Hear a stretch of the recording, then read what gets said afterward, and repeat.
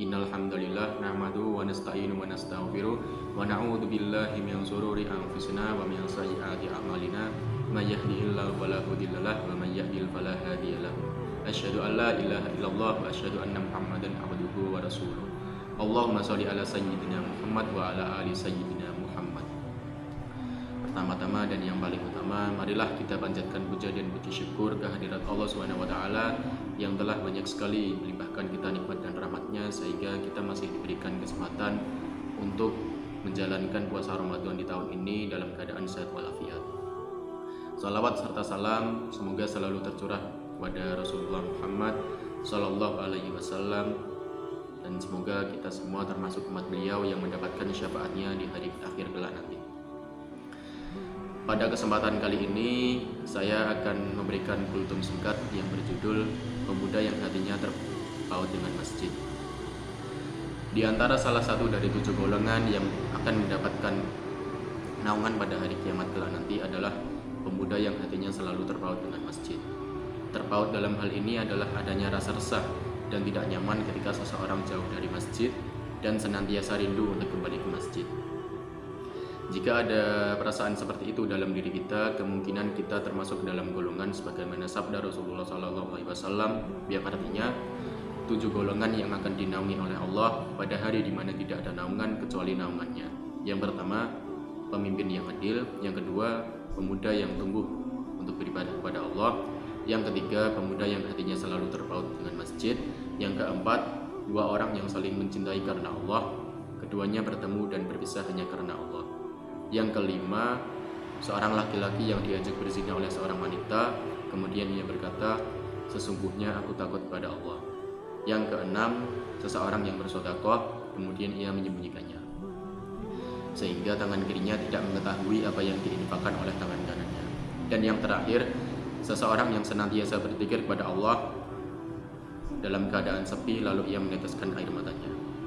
Hadis riwayat Bukhari Muslim.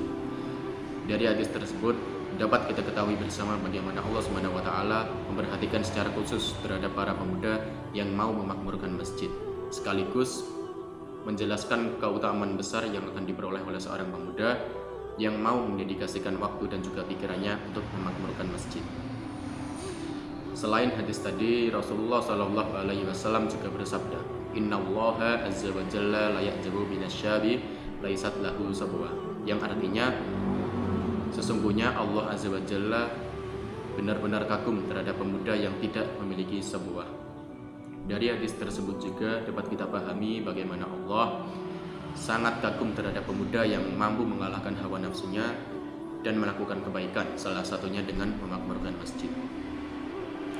Jika hati seorang pemuda sudah terpaut dengan masjid, pasti selalu ada alasan untuk memakmurkan, pasti selalu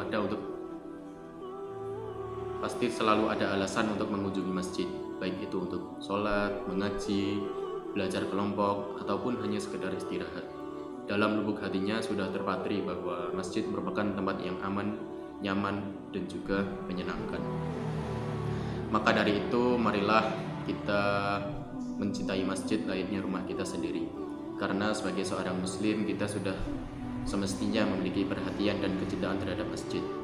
Kecintaan yang besar terhadap masjid membuat kita memiliki rasa tanggung jawab yang besar terhadap pemakmurannya.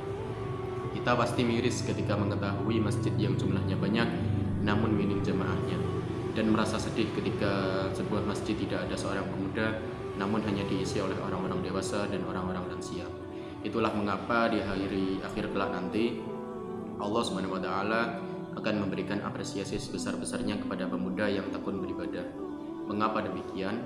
Karena saat ini dapat kita saksikan para pemuda cenderung menjauh dari hal-hal positif yang sifatnya beribadah kepada Allah, dan juga tidak sedikit dari mereka mengikuti hawa nafsunya sendiri. Maka dari itu, menjadi pemuda yang rajin beribadah yang kelak akan mendapatkan naungan dan pertolongan Allah di hari akhir kelak nanti tentu tidak mudah. Diperlukan tekad dan juga